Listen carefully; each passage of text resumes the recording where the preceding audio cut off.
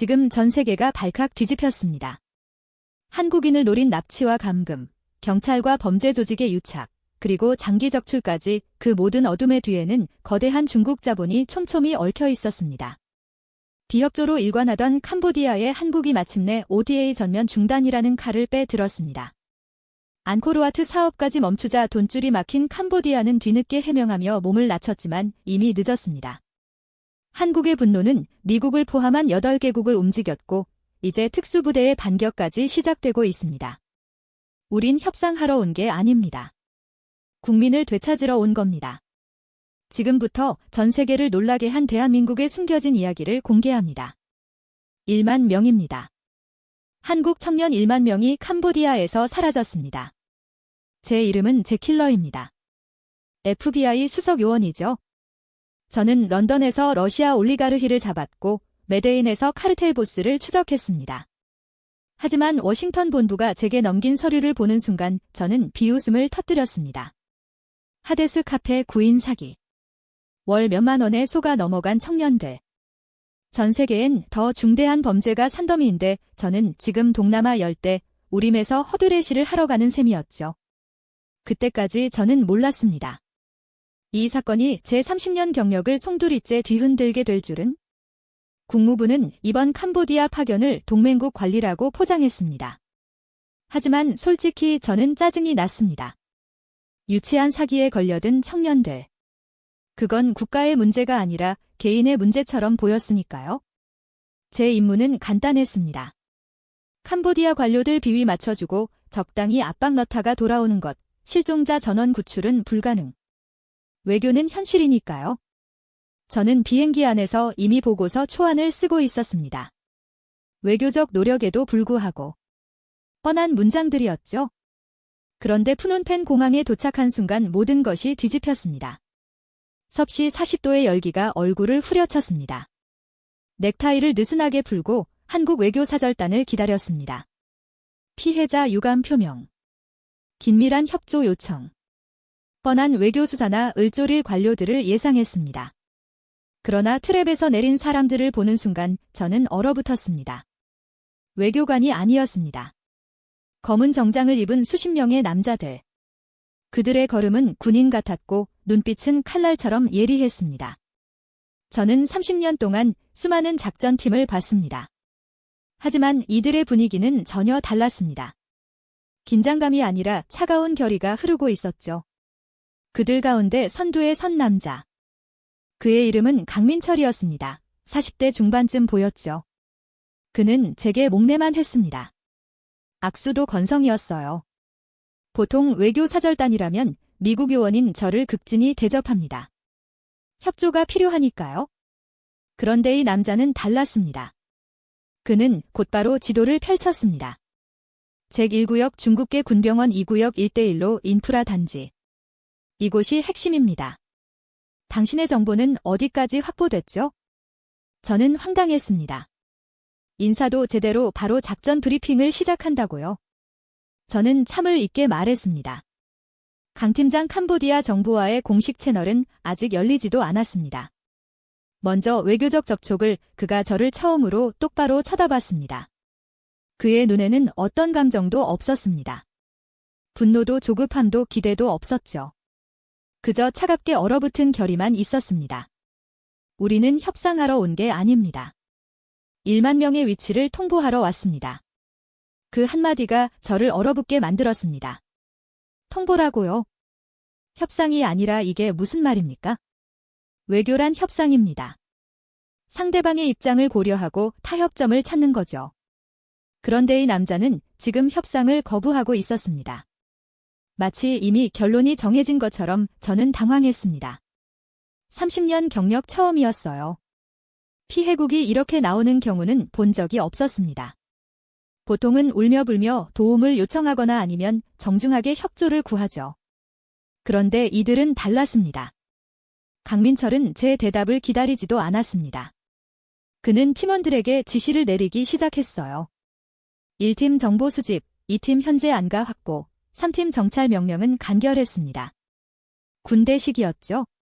그리고 팀원들은 일사불란하게 움직였습니다. 마치 이미 수백 번 훈련한 것처럼 저는 옆에 선교부 직원에게 물었습니다. 저 사람들 정말 외교 사절단이 맞습니까? 그는 잠시 망설이더니 조용히 대답했습니다. 강민철 팀장은 707 특임단 출신입니다. 경찰 특공대 전술 지휘관이었죠. 저 팀원들 대부분이 특수부대 출신입니다. 특수부대라고요? 실종자 구출 작전에 특수부대를 보냈다는 겁니까? 저는 그제야 깨달았습니다.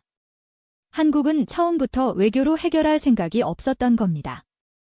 이들은 협상이 아니라 작전을 하러 온 거였죠. 저는 강민철에게 다가갔습니다. 강 팀장, 잠깐만요. 이건 외교 문제입니다.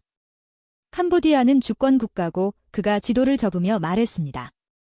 잭, 당신은 FBI로서 공식 채널을 담당해 주십시오. 우리는 우리 방식대로 움직이겠습니다. 공식 채널 우리 방식.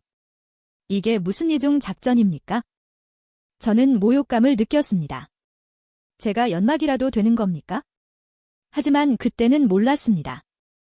제가 정말로 연막이 될 거라는 걸, 그리고 그것이 얼마나 치밀한 전략인지. 강민철이 헬멧을 쓰며 마지막으로 저를 돌아봤습니다. 잭에 당신은 불가능한 협상 전문가라고 들었습니다. 그런데 우리는 협상하지 않습니다. 우리는 그냥 데려옵니다. 그는 차에 올라탔습니다. 차량 행렬이 어둠 속으로 사라졌죠. 저는 푸놈펜 공항에 홀로 서 있었습니다. 뜨거운 열기 속에서 차가운 충격이 온몸을 휘감았어요. 제가 알던 외교는 없었습니다. 제가 알던 협상은 통하지 않았죠. 이들은 완전히 다른 방식으로 움직이고 있었습니다. 저는 그때 처음으로 의문이 들었습니다. 대체 한국이라는 나라는 어떻게 움직이는 겁니까? 그리고 1만 명을 구하겠다는 저 차가운 결의는 정말 가능한 겁니까? 저는 몰랐습니다. 앞으로 제가 목격하게 될 것들이 제 모든 상식을 뒤흔들게 될 거라는 걸. 다음 날 아침 우리는 구출된 생존자가 숨어있는 안가로 향했습니다. 낡은 건물이었죠. 페인트가 벗겨진 벽에 깨진 창문까지 이곳에서 2명의 생존자가 겨우 탈출해 숨어 있었어요. 저는 서류를 펼쳤습니다. 정보 수집이 필요했거든요.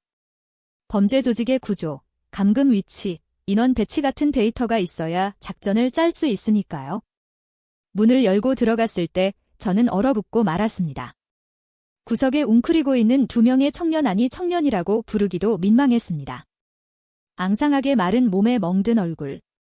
초점 없는 눈빛을 한 19살. 소녀와 20대 초반 남성이 우리를 보자마자 벽에 더 바짝 붙었거든요. 저는 통역사와 함께 천천히 다가가며 말했습니다. 괜찮습니다. 우리는 당신들을 구하러 왔어요. 몇 가지만 물어보겠습니다. 소녀는 떨고 있었고 남성은 바닥만 응시했죠. 저는 매뉴얼대로 질문했습니다.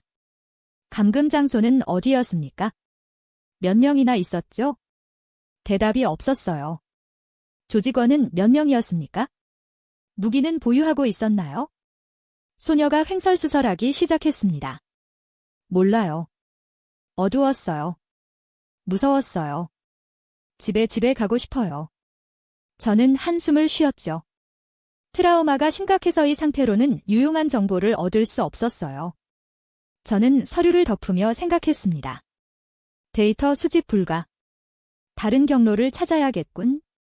그때 강민철이 조용히 소녀 앞에 앉았어요. 저는 그을 봤는데 그는 아무 말도 하지 않았습니다. 질문도 위로도 없이 그저 묵묵히 가방에서 무언가를 꺼냈죠. 오렌지였습니다. 그는 천천히 오렌지 껍질을 벗기더니 칼로 정성스럽게 한 조각씩 나누어 소녀에게 내밀었어요.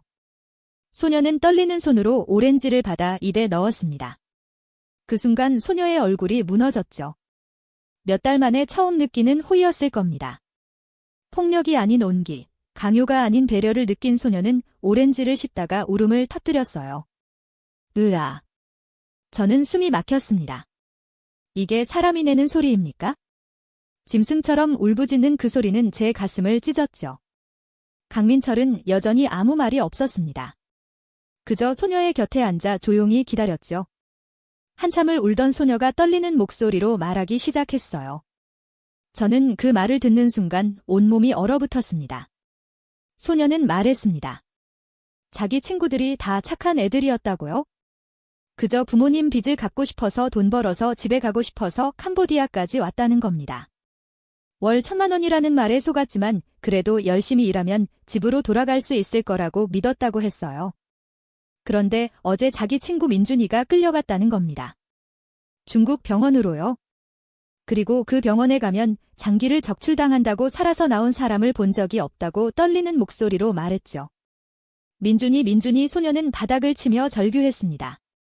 저는 얼어붙었어요. 장기 적출이라고요? 이건 단순 감금이 아니라 인신매매를 넘어선 조직적인 살인이었다는 겁니까?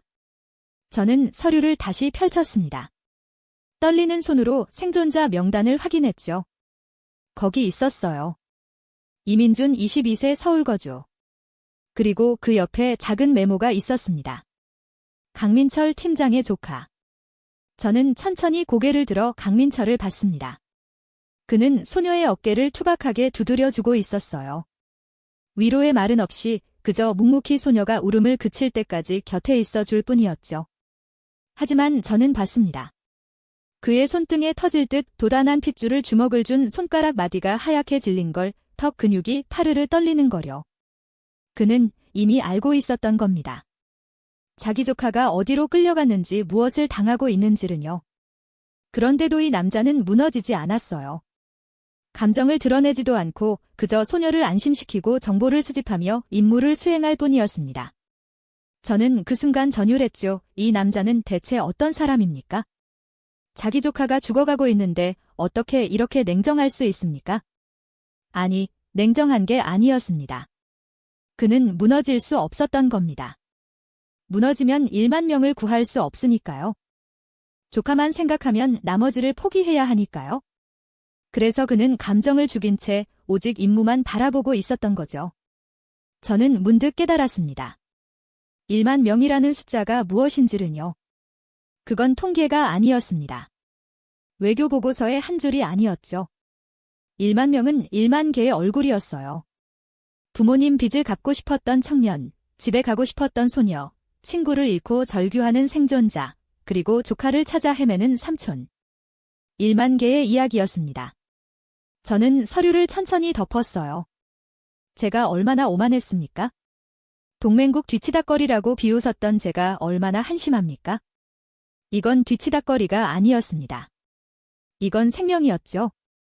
강민철이 일어서며 저를 봤습니다. 책, 중국 군병원 정보가 필요합니다. 당신의 정보망을 동원해 주십시오. 저는 고개를 끄덕였어요. 알겠습니다. 그는 다시 소녀에게로 돌아가 담요를 덮어줬죠. 괜찮습니다. 우리가 민준이를 반드시 데려오겠습니다. 소녀는 강민철의 손을 붙잡았습니다. 정말로 약속합니다.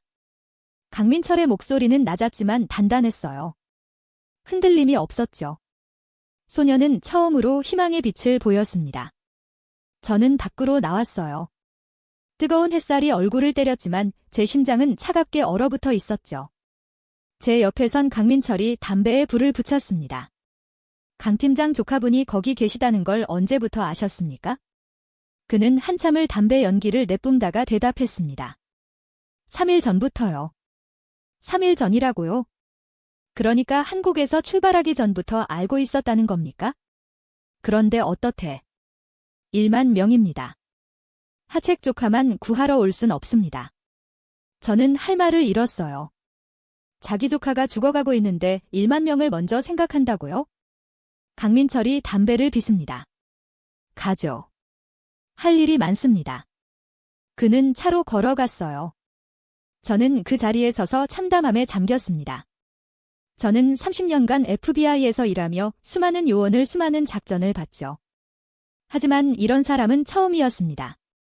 가장 깊은 고통 속에서 가장 냉정하게 임무를 수행하는 남자는요. 저는 그제야 알았습니다. 한국이 왜 특수부대를 보냈는지는요. 이건 외교가 아니었습니다. 이건 전쟁이었죠. 이틀 뒤 우리는 캄보디아 내무부 회의실에 앉아 있었습니다. 대리석 바닥에 화려한 샹들리에가 달린 공간이었죠. 캄보디아 측 대표는 50대 중반의 뚱뚱한 남자였는데 금시계를 차고 있었습니다. 그는 서류를 넘기며 한숨을 쉬었어요. 유감스럽습니다. 우리도 피해자죠. 중국 자본이 워낙 깊숙이 들어와 있어서 수사에 한계가 있습니다. 그의 목소리는 날은 마치 날씨 이야기를 하듯 무심했죠. 수사 인력도 부족하고 예산도 부족합니다. 우리도 최선을 다하고 있지만 시간이 필요해요. 저는 속으로 비웃었습니다. 역시 이렇게 나오는군. 전형적인 관료의 책임 회피였죠. 이런 식으로 몇 달을 끌다가 결국 흐지부지 될 겁니다. 저는 이런 광경을 수없이 봤어요. 동남아에서는 늘 이런 식이었죠. 강민철은 침묵했습니다. 표정 하나 변하지 않고 그저 가만히 듣고만 있었어요. 저는 그를 슬쩍 봤습니다. 이틀 전 안가에서 그가 한 말이 떠올랐죠. 3일 전부터 알고 있었다는 말에 자기 조카가 중국 군병원에 끌려갔다는 걸 알면서도 이렇게 냉정하게 앉아있는 그를 보니 가슴이 답답했습니다. 캄보디아 대표가 계속 말을 이었습니다. 한국도 이해해 주셔야 합니다. 우리가 중국과의 관계를 고려하지 않을 수 없지 않습니까? 외교라는 게 그런 거 아니겠습니까? 그는 웃었습니다. 비위를 맞추는 미소였죠. 저는 한숨을 쉬려던 순간 한국 측에서 누군가 입을 열었습니다. 김진아 외교부 2차관이었습니다. 40대 초반의 날카로운 인상을 가진 여성이었죠. 그녀는 서류를 천천히 덮으며 말했습니다. 알겠습니다. 그렇다면 161억 원. 그녀의 목소리는 차가웠습니다. 앙코르와트 복원 ODA 사업을 오늘부로 전면 중단합니다. 회의장이 얼어붙었습니다. 캄보디아 대표의 얼굴이 굳었어요. 뭐라고요? 지금 무슨 말씀을? 김 차관이 그의 말을 끊었습니다. 161억 원입니다. 한국 정부가 앙코르와트 복원을 위해 약속한 ODA 예산이죠. 하지만 수사 인력도 부족하고 예산도 부족하다는 파트너에게 지원할 자선 예산은 우리에게 없습니다. 캄보디아 대표가 자리에서 벌떡 일어났습니다. 이건 우방국에 대한 배신입니다. 외교적 결례가 아닙니까? 그의 얼굴이 붉게 달아올랐죠. 하지만 김 차관은 눈 하나 깜짝하지 않았습니다. 배신이라고요? 우반국의 국민 1만 명이 실종됐는데도 중국과의 관계 때문에 수사할 수 없다는 파트너가 우방입니까? 그녀는 서류를 탁자 위에 놓으며 말했습니다. 이건 자선이 아닙니다. 청구서입니다. 1만 명에 대한 청구서죠. 캄보디아 대표가 떨리는 목소리로 항의했습니다. 이건 협박입니다. 국제사회에 알리겠습니다. 김 차관이 일어서며 차갑게 말했죠. 그러시죠. 그리고 국제사회에 이것도 함께 알리십시오. 캄보디아 정부가 중국 자본 때문에 한국 국민 1만 명의 실종 수사를 거부했다는 사실도요. 회의장은 정적에 휩싸였습니다. 캄보디아 측은 할 말을 잃었고 저는 숨이 막혔어요. 이건 외교가 아니었습니다. 이건 선전포고였죠. ODA라는 건 보통 우호 증진을 위한 지원입니다. 협상 카드로 쓰는 건 금기였어요. 그런데 한국은 지금 그 금기를 깨뜨린 겁니다. 회의가 끝나고 복도로 나왔을 때 저는 강민철에게 다가갔습니다. 강 팀장, 이건 너무 과합니다. 외교 채널이 완전히 끊길 수 있어요. 캄보디아 정부를 완전히 적으로 돌리는 겁니까? 저는 진심으로 우려했습니다. 30년 경력 이런 식으로 밀어붙이다가 실패한 사례를 너무 많이 봤거든요. 강민철은 저를 똑바로 쳐다보며 얘기했습니다. 제 외교 채널이 끊기면 어떻게 됩니까? 저는 당연하다는 듯 대답했죠. 협상이 불가능해집니다. 더 이상 대화할 수 없어요? 좋습니다. 대화가 안 되면 우리는 그냥 들어가서 데려올 겁니다. 제가 뭐라고 하기도 전에 그가 말을 이었어요. 외교는 상대가 대화할 의지가 있을 때 하는 겁니다. 저 사람들은 대화할 의지가 없어요? 중국 눈치만 보고 있죠? 그럼 우리도 외교를 할 이유가 없습니다. 저는 어이가 없었습니다. 그럼 무력으로 해결하겠다는 겁니까? 이건 주권 국가의 영토입니다. 강민철이 저를 봤어요. 그의 눈에는 흔들림이 없었습니다. 제 조카가 죽어가고 있습니다. 책 그리고 9,999명이 더 죽어가고 있죠. 저는 주권보다 생명이 먼저라고 배웠습니다. 저는 할 말을 잃었습니다. 이틀 전 안가에서 들었던 그의 말이 다시 떠올랐어요. 조카만 구하러 올 순 없습니다라던 그 말 일그는 지금도 조카를 포함한 1만 명 전체를 보고 있었습니다. 하나도 포기하지 않겠다는 거였죠. 당신은 외교관으로서 타협이 필요하다고 생각하시겠죠. 강민철이 담배를 한 모음 빨았습니다. 하지만 타협은 양쪽이 이르게 비슷할 때 하는 겁니다. 우리가 잃을 건 1만 명의 생명이고 저쪽이 잃을 건 161억 원이죠. 이게 같습니까? 저는 대답할 수 없었습니다. 그의 논리는 단순했지만 강력했어요. 돈과 생명을 저울에 올릴 수 없다는 거였죠. 저는 매일 조카 생각을 합니다. 강민철의 목소리가 낮아졌습니다. 어릴 때 제가 태권도를 가르쳐 줬어요. 착한 애였죠? 부모님 빚 갚겠다고 캄보디아까지 왔다가 이런 일을 당했습니다. 그가 담배를 피워요. 하지만 조카만 생각하면 나머지를 포기하게 됩니다. 그래서 저는 1만 명을 생각합니다. 조카도 그 1만 명 중 하나일 뿐이죠. 그래서 161억을 무기로 쓴 겁니까? 제가 물었습니다. 강민철이 고개를 끄덕였어요. 캄보디아에게 선택권을 준 겁니다. 중국 자본을 택할 건지 한국의 지원을 택할 건지 그들이 중국을 택한다면 우리는 우리 방식대로 움직일 겁니다. 저는 그제야 깨달았습니다. 이건 협박이 아니었어요. 이건 통보였죠. 한국은 캄보디아에게 마지막 기회를 준 겁니다. 협조하든지 아니면 한국이 단독으로 움직이든지 둘 중 하나를 선택하라고요. 강 팀장, 제가 조심스럽게 물었습니다.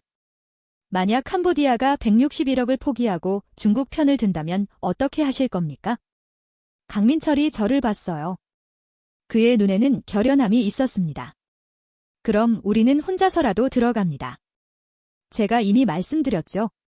우리는 협상하러 온 게 아니라 통보하러 왔다고요. 그가 다시 걷기 시작했습니다. 저는 그 자리에 멍하니 서 있었습니다. 30년간 FBI에서 일하며 수많은 협상을 해왔지만 협상을 거부하는 사람은 처음 봤어요. 대부분의 사람들은 타협점을 찾으려 하죠. 하지만 이 남자는 달랐습니다. 타협 자체를 거부하고 있었어요. 저는 강민철의 뒷모습을 보며 생각했습니다. 이게 한국이라는 나라의 방식입니까? 돈도 외교관계도 국제사회의 평판도 버리고 오직 국민만 구하겠다는 방식 그리고 문득 의문이 들었습니다. 과연 미국이라면 이렇게 할 수 있었을까요?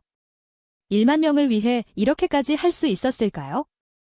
솔직히 확신이 없었습니다. 하지만 한국은 하고 있었습니다. 그리고 저는 점점 더 이들의 방식에 끌리고 있었어요. 161억 원의 압박은 효과가 있었습니다. 사흘 뒤 캄보디아 내무부는 마지못해 합동 단속 정보를 넘겨왔어요. 저는 서류를 받아들고 즉시 제 정보망을 가동했습니다. 30년간 쌓아온 FBI의 네트워크죠. 런던, 방콕, 마닐라에 있는 제 정보원들에게 연락을 취했습니다. 2시간 뒤 답이 왔어요. 잭, 그 주소는 텅 빈 건물이야. 3개월 전에 이미 폐쇄됐어. 방콕의 정보원이 말했습니다. 누군가 당신을 속이려는 거야? 완전한 함정이라고. 저는 즉시 강민철을 찾아갔습니다. 그는 작전 회의실에서 지도를 펼쳐놓고 있었어요. 강 팀장, 제가 숨을 헐떡이며 들어갔습니다. 그 정보는 함정입니다. 제 정보망으로 확인했어요.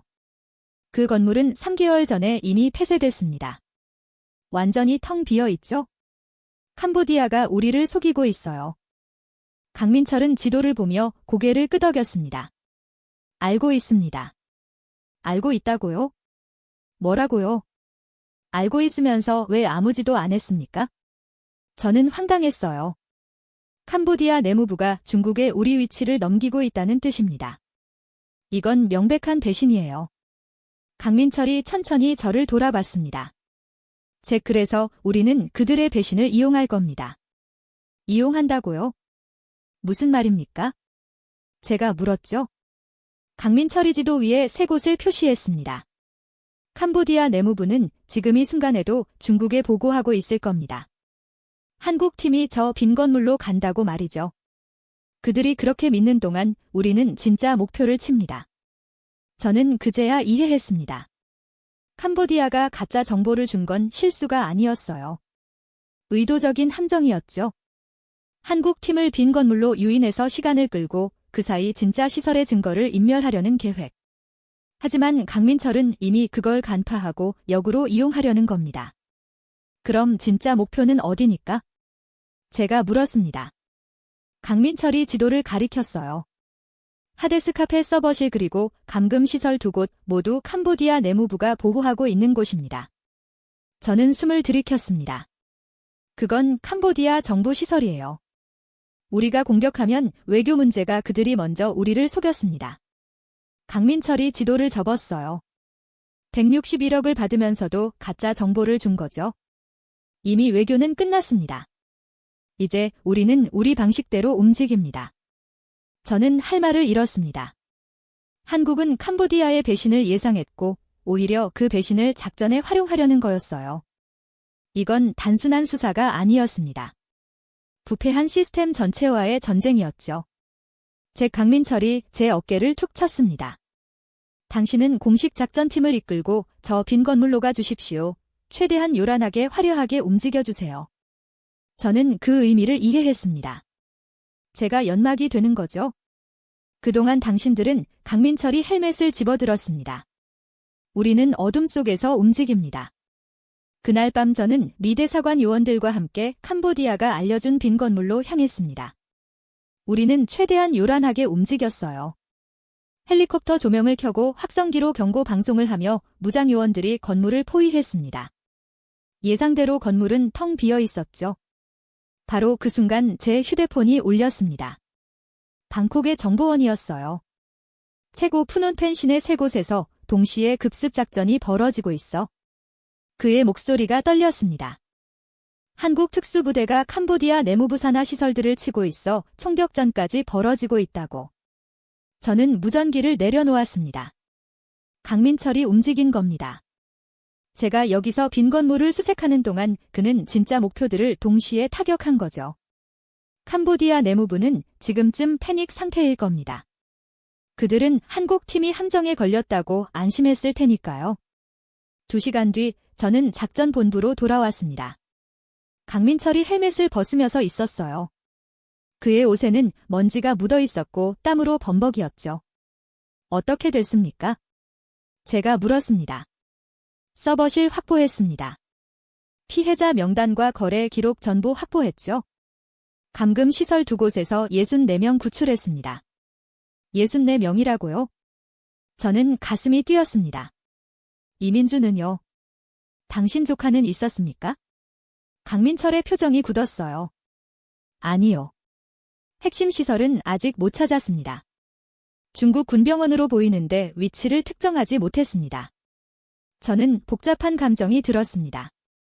64명을 구했지만 조카는 못 찾은 강민철의 심정이 어떨까요? 하지만 그는 무너지지 않았어요. 하지만 서버에서 중요한 정보를 얻었습니다. 중국 군병원에 단서가 있어요. 시간 문제입니다. 저는 회의실 창밖을 봤습니다. 푸놈펜 시내의 사이렌 소리가 울려 퍼지고 있었어요. 캄보디아 정부는 지금 혼란에 빠져 있을 겁니다. 자기들이 보호하던 범죄 시설이 한순간에 박살났으니까요. 강 팀장, 제가 그에게 물었습니다. 캄보디아가 가짜 정보를 줄 거라는 걸 어떻게 알았습니까? 강민철이 저를 봤어요. 161억을 거론한 순간부터 알았습니다. 그들은 돈을 포기할 수 없으니 협조하는 척할 거고 동시에 중국에 넘어갈 겁니다. 그게 부패한 관료들의 행동 패턴이죠. 저는 감탄할 수밖에 없었습니다. 한국은 캄보디아의 배신을 예측했고 그 배신을 작전에 포함시켰던 겁니다. 함정을 알면서도 들어가는 척하고 진짜 공격은 다른 곳에서 가한 거죠.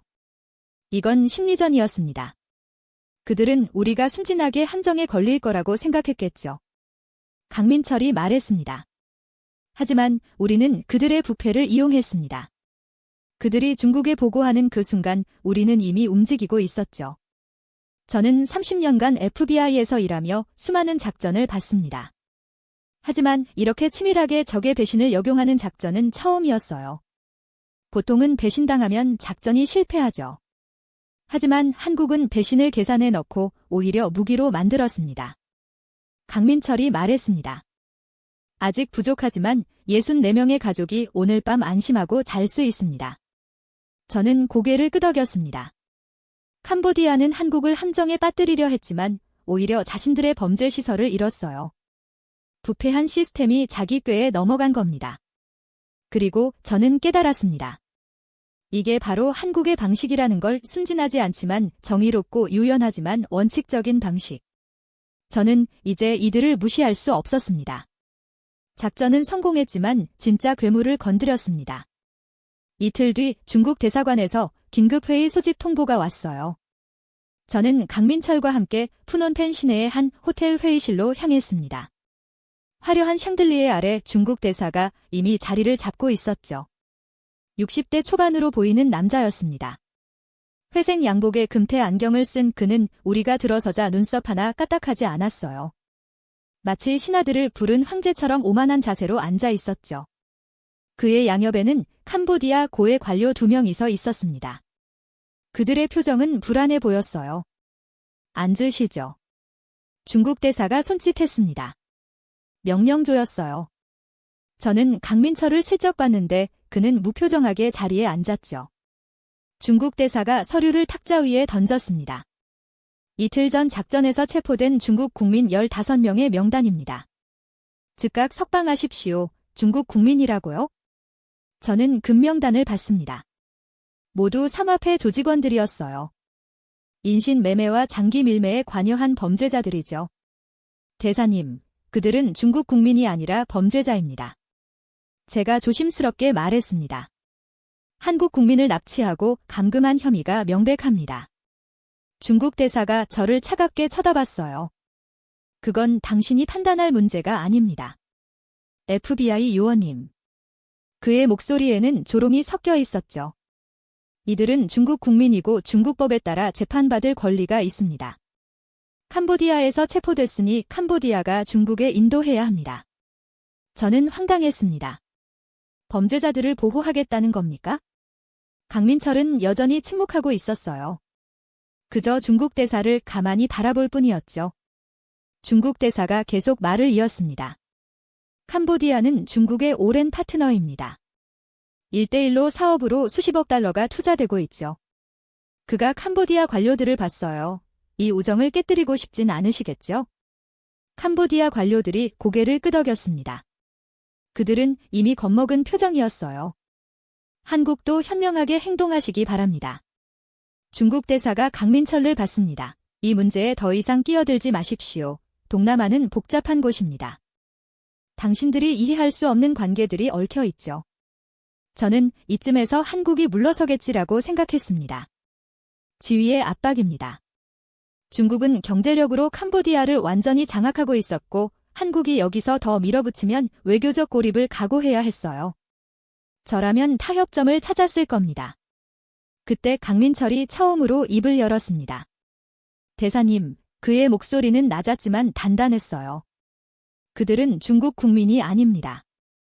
우리 국민을 납치하고 감금한 범죄자입니다. 중국 대사의 눈썹이 꿈틀했어요. 하지만 강민철은 계속했습니다. 그들은 한국법에 따라 한국에서 재판받을 겁니다. 회의실이 얼어붙었습니다. 중국 대사의 얼굴이 굳었어요. 뭐라고요? 지금 중국 정부의 요구를 거부하는 겁니까? 그의 목소리가 날카로워졌죠. 당신이 지금 무슨 일을 벌이는지 알고 있습니까? 강민철이 자리에서 일어섰습니다. 그는 회의실 테이블을 짚고 중국 대사를 똑바로 쳐다봤어요. 알고 있습니다. 저는 1만 명의 국민을 구하고 있습니다. 1만 명, 중국 대사가 비웃었습니다.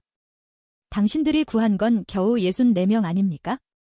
현실을 보십시오. 캄보디아는 중국의 파트너입니다. 당신들이 여기서 할 수 있는 일은 없어요? 강민철이 한 걸음 앞으로 나갔습니다.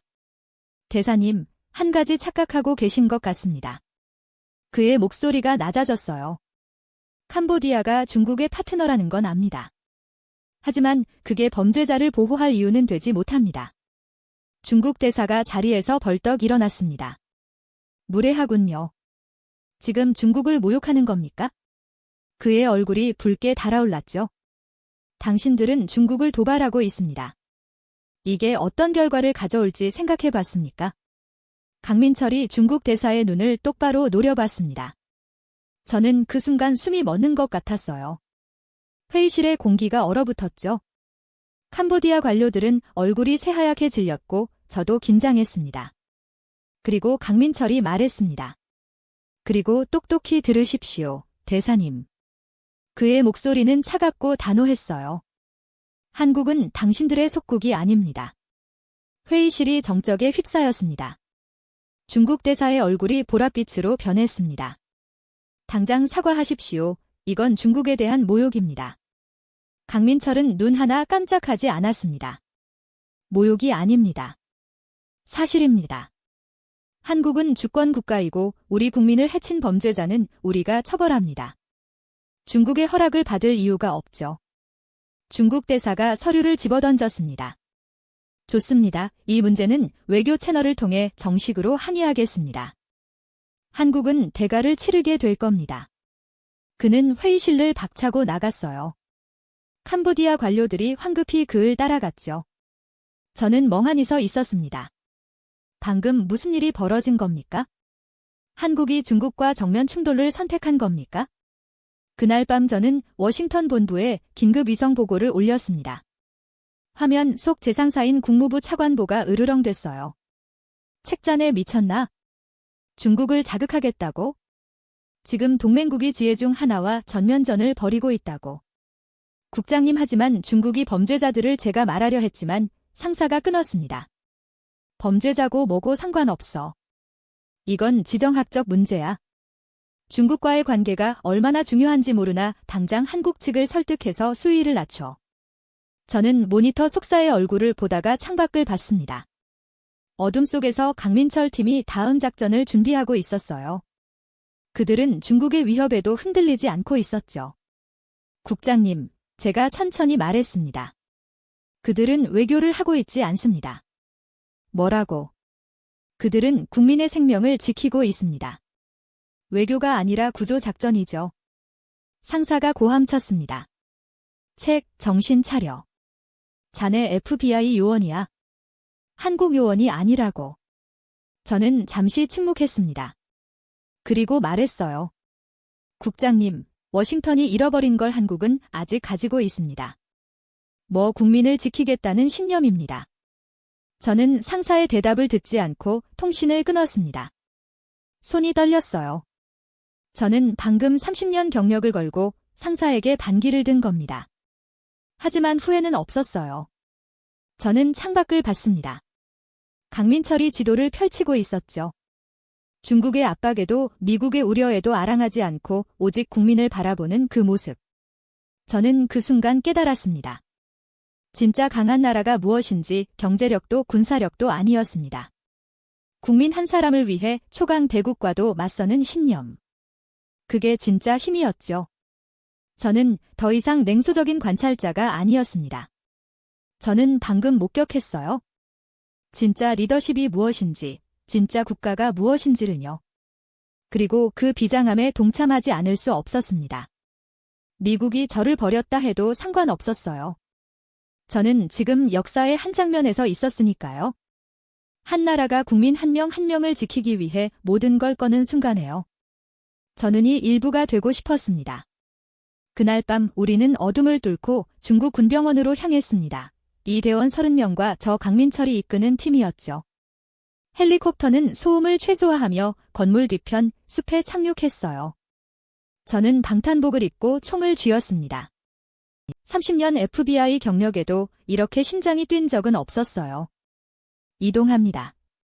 강민철이 조용히 명령했습니다. 우리는 어둠 속을 기어갔죠. 담장을 넘고 경비를 피하며 건물 지하로 통하는 환기구를 찾았습니다. 제 온몸에 땀이 흘렀어요.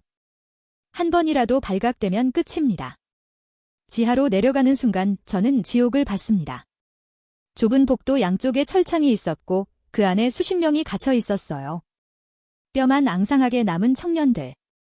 그들은 우리를 보고도 반응이 없었습니다. 이미 희망을 잃은 눈빛이었죠. 확보. 대원들이 빠르게 움직였습니다. 철창을 따고 피해자들을 끌어내기 시작했어요. 하지만 그때 경보가 울렸습니다. 우리가 발각된 겁니다. 적연 12시 방향 누군가 외쳤습니다. 총격전이 시작됐어요. 복도에 총성이 울려 퍼졌죠. 사설 용병들이었습니다. 중국제 자동 소총을 들고 우리를 향해 난사했어요. 저는 기둥 뒤에 숨어 응사했습니다. 귀가 먹해질 정도로 요란했죠. 2팀 좌측 돌파. 3팀 어호. 강민철이 차갑게 명령했습니다. 대원들은 훈련된 대로 움직였어요. 하지만 적도 만만치 않았습니다. 수적으로도 우세했고 지형도 그들이 유리했죠. 제가 재장전하려는 순간 적 하나가 제 사선에 나타났습니다. 저는 얼어붙었어요. 그가 총을 겨누는 게 보였죠. 끝났다고 생각했습니다. 바로 그때 20대 초반으로 보이는 젊은 대원이 제 앞으로 뛰어들었습니다. 그가 제 대신 총을 맞았어요. 저는 그를 부축했습니다. 괜찮습니까? 이봐요. 그는 피를 흘리며 제게 미소 지었어요. 팀장님 어호 잘 부탁드립니다. 제 눈에서 눈물이 쏟아졌습니다. 이 젊은이가 저를 위해 다리에 총상을 입었습니다. 저는 그를 안전한 곳으로 옮기고 다시 총을 들었습니다. 분노가 치밀었죠? 저는 미친 듯이 적들을 향해 사격했습니다. 30분간의 격렬한 전투 끝에 우리는 마침내 가장 깊은 곳에 도달했습니다. 무거운 철문이었어요. 강민철이 폭약을 설치했죠. 폭파합니다. 모두 대피 교훈과 함께 문이 날아갔습니다. 그리고 우리가 본 것은 악몽이었습니다. 수술대 위에 누운 사람들과 꽂혀 있고 장기 적출을 기다리는 상태였어요. 흰 가운을 입은 의사 같은 자들이 황급히 도망쳤죠. 저는 구역질이 났습니다. 이게 병원입니까? 이건 도축장이었어요. 생존자 확보, 즉시 후송. 대원들이 피해자들을 들쳐 업기 시작했습니다. 저도 한 청년을 부축했어요. 그는 제 팔을 붙잡고 중얼거렸습니다. 집에 갈 수 있나요? 갑니다. 한국으로 갑니다. 제가 대답했죠. 강민철이 가장 안쪽으로 들어갔습니다. 저는 그를 따라갔어요. 그리고 저는 봤습니다. 수술대 위에 차갑게 식은 한 청년의 시신을. 강민철이 그 앞에서 멈춰섰어요. 이민준이었습니다. 두장에서 소녀가 울부짖던 바로 그 친구 강민철의 조카였죠. 이미 수술은 끝난 상태였습니다. 장기가 적출된 후였어요. 늦었습니다. 우리가 너무 늦게 온 겁니다. 강민철은 아무 말이 없었습니다. 그저 조카의 눈을 조심스럽게 감겨주었어요. 그의 손이 떨렸습니다. 하지만 그는 무너지지 않았죠. 눈물 한 방울 흘리지 않았습니다. 저는 그 모습에 가슴이 찢어지는 것 같았어요. 이 남자는 지금 무슨 생각을 하고 있을까요? 조카를 지키지 못한 삼촌으로서 느끼는 죄책감이 얼마나 클까요? 하지만 그는 감정을 드러내지 않았습니다. 강민철이 조카의 시신을 조심스럽게 들쳐 업었습니다. 그리고 무전기를 들었어요. 임무 완료. 그의 목소리는 평온했습니다. 생존자 전원 확보. 그리고 전사자 1명, 그가 잠시 멈췄다가 말을 이었죠. 부상자 3명, 지금 퇴각합니다. 팀장님, 부상당한 대원이 무전으로 외쳤습니다. 적원 부대가 접근 중입니다. 서둘러야 합니다. 강민철이 대답했어요. 알겠습니다. 하지만 우리는 아무도 남겨두고 가지 않습니다. 전사자도 부상자도 구출자도 단 1명도 남기지 않습니다. 저는 그 말을 듣는 순간 전율했습니다. 자기 조카의 시신을 업고서도 이 남자는 전체를 생각하고 있었어요. 1명도 남기지 않겠다는 거였죠. 살아있든 죽었든 상관없이요. 우리는 건물을 빠져나왔습니다. 헬리콥터가 대기하고 있었어요. 적원 부대가 몰려오는 게 보였지만 우리는 모두 탑승했습니다. 구출된 피해자 여명, 부상자 3명, 그리고 이민준의 시신까지 단 1명도 남기지 않고요. 헬리콥터가 이륙하는 순간 저는 창밖을 봤습니다. 불타는 중국 군병원 혼란에 빠진 적들. 우리는 해냈어요. 불가능해 보였던 작전을 성공시킨 겁니다. 하지만 저는 슬펐습니다. 강민철의 조카를 살려내지 못했으니까요. 저는 그를 봤어요. 그는 조카의 시신을 무릎에 놓고 창밖을 바라보고 있었습니다. 여전히 눈물은 없었어요. 하지만 저는 알았습니다. 그의 내면이 얼마나 무너져 내리고 있는지를요. 팀장님, 제가 조심스럽게 말했습니다. 미안합니다. 제가 더 빨리 강민철이 고개를 저었어요. 아닙니다. 책 당신 덕분에 17명을 구했습니다. 제 조카는 못 구했지만 17명의 조카를 구한 겁니다. 저는 할 말을 잃었습니다. 자기 조카를 잃고서도 다른 사람들의 조카를 생각한다고요? 이게 가능한 겁니까? 저는 30년간 수많은 영웅을 봤지만 이런 사람은 처음이었어요. 가장 깊은 슬픔 속에서 가장 완벽하게 임무를 수행하는 남자. 개인의 고통을 삼키고 전체를 지키는 리더. 저는 그에게 감히 헤아릴 수 없는 존경심을 느꼈습니다. 강민철이 조카의 머리를 쓰다듬으며 조용히 말했어요. 민준아, 집에 가자. 삼촌이 데려가마. 저는 눈물을 참을 수 없었습니다. 인천공항이었습니다. 저는 구출된 피해자들이 도착하는 걸 지켜봤어요. 게이트가 열리자 가족들이 울부짖으며 달려들었죠. 부모님들이 자식을 끌어안고 오열했습니다. 우리 아가 한 어머니가 아들을 붙잡고 주저앉았어요. 몇 달 만에 만난 가족의 재회였죠. 저는 그 광경을 보며 눈물을 흘렸어요. 제가 FBI에서 30년간 일하며 본 수많은 작전 중에서 이렇게 가슴 벅찬 순간은 없었습니다. 공항 밖에는 기자들이 몰려들었어요. 태국 PPTV 기자가 카메라 앞에서 열변을 토했습니다. 한국이 동남아의 질서를 바꿨습니다. 4일 만에 캄보디아의 부패 시스템을 무너뜨리고 자국민을 구출했죠. 이건 외교가 아니라 혁명입니다. 베트남 언론도 대서특필했어요. 제 휴대폰으로 기사를 읽었는데 태국 언론의 논평이 인상적이었습니다. 태국 정부는 40년간 캄보디아와 대화만 했다. 하지만 한국은 4일 만의 행동으로 증명했다. 이것이 국격의 차이다. 자국 정부를 비판하는 내용이었죠. 저는 쓰웃음을 지었습니다. 한국의 행동이 주변국들에게 부끄러움을 안긴 거였어요. 캄보디아에서는 대대적인 수청이 벌어졌다는 소식이 들려왔습니다. 부패 관료 수십 명이 체포됐고 중국계 군병원은 완전히 폐쇄됐죠. 한국의 작전이 캄보디아 전체를 뒤흔든 겁니다. 하지만 저는 그 화려한 성과 뒤에 숨겨진 슬픔을 알고 있었습니다. 공항 한쪽 구석에서 강민철이 홀로 서 있었어요. 그는 작은 나무 상자를 가슴에 안고 있었습니다. 조카 이민준의 유람이었죠. 주변의 환호와 기쁨 속에서 그는 혼자 슬픔을 짊어지고 있었습니다. 저는 그에게 다가가려다 멈췄어요. 뭐라고 위로해야 할지 몰랐으니까요. 그때 한 할머니가 강민철에게 다가왔습니다. 구출된 아들을 부축하던 분이었죠. 할머니는 강민철 앞에 멈춰서 그의 팔을 붙잡았습니다. 고맙습니다.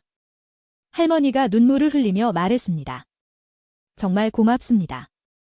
우리 애를 집으로 보내줘서 할머니는 말 대신 울기만 했습니다. 강민철은 아무 대답도 하지 못했습니다. 그는 유골함을 든 채 할머니에게 깊이 허리를 숙였습니다. 아흔도로 완전히 숙인 것이었죠. 그 어떤 말보다 묵직한 인사였습니다. 저는 그 장면을 보며 가슴이 무너졌습니다. 자기 조카는 구하지 못했지만 다른 어머니의 아들은 구한 남자. 그 남자가 아무 말 없이 허리를 숙이는 모습이 제 영혼을 흔들었습니다. 일주일 뒤 저는 워싱턴으로 돌아왔습니다. 국무부 회의실에서 보고서를 발표해야 했죠. 상사들이 모여 앉았고 저는 준비한 내용을 읽었습니다. 한국은 ODA와 군사력, 외교력을 결합해 중국이 구축한 범죄 생태계를 무너뜨렸습니다. 161억 원의 ODA를 압박수단으로 활용했고 특수부대를 투입해 직접 작전을 수행했습니다. 결과적으로 151명을 구출했고 캄보디아의 부패 시스템을 타격했습니다. 제 상사가 고개를 끄덕이며 말했습니다. 지정학적으로 흥미로운 사례군. 한국이 동남아에서 중국의 영향력에 도전했지. 지역 패권 경쟁의 새로운 양상이야. 저는 그 말을 듣는 순간 화가 났습니다. 지역 패권이라고요? 지정학적 리스크라고요? 상사들은 핵심을 놓치고 있었습니다. 국장님, 제가 보고서를 내려놓으며 말했습니다. 틀렸습니다. 회의실이 조용해졌습니다. 상사가 눈썹을 치켜 올렸죠. 뭐라고? 저는 심호흡을 했습니다. 제가 캄보디아에서 본 것은 패권 경쟁이 아니었습니다. 지정학도 아니었죠? 그럼 뭔데? 상사가 따져 물었습니다. 저는 강민철의 얼굴을 떠올렸습니다.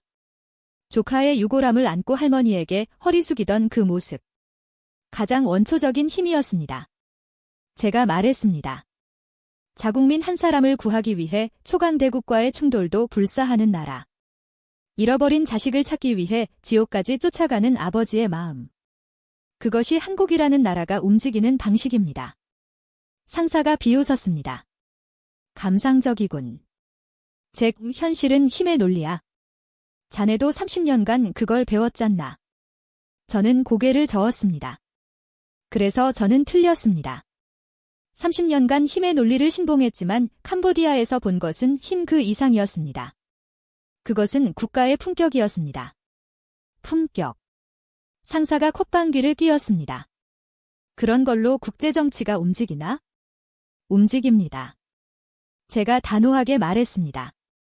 한국이 증명했습니다. 품격 있는 나라는 국민이 자랑스러워합니다. 그 자부심이 진짜 국력이 됩니다. 이제 이것이 새로운 기준입니다. K-스탠더드죠. 상사들은 서로 눈치를 보았습니다. 제가 이상한 소리를 한다고 생각했겠죠. 하지만 저는 확신했습니다. 제가 목격한 것이 진실이라는 것을요.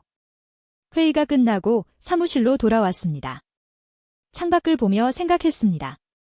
미국이라면 과연 저렇게 할 수 있었을까요? 1만 명을 위해 외교 관계를 걸고 충돌을 감수하며 대통령이 직접 나서 단 한 명도 포기하지 않는다고 선언할 수 있었을까요? 솔직히 확신은 없었습니다. 하지만 한국은 했습니다. 그리고 성공했습니다.